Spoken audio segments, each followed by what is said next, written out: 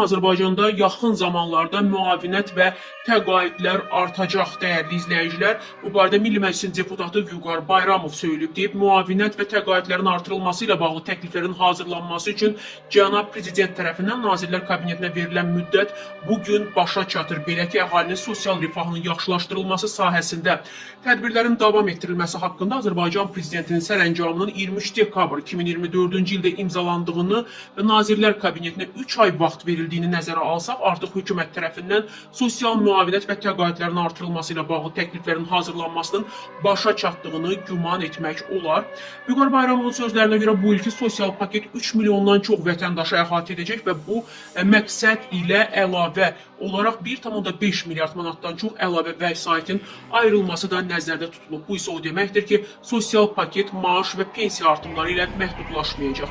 Deputat vurğulayıb ki, müavinət və təqaüdlərin artırılması ilə bağlı sənədin isə rəsmi təkliflərin təqdimatı başa çatdıqdan sonra imzalanacağı gözlənilir. Hansı müavinət və təqaüdlərdə artımların olacağına gəldikdə isə bu müvafiq sənədin imzalanmasından sonra bəlli olacaq.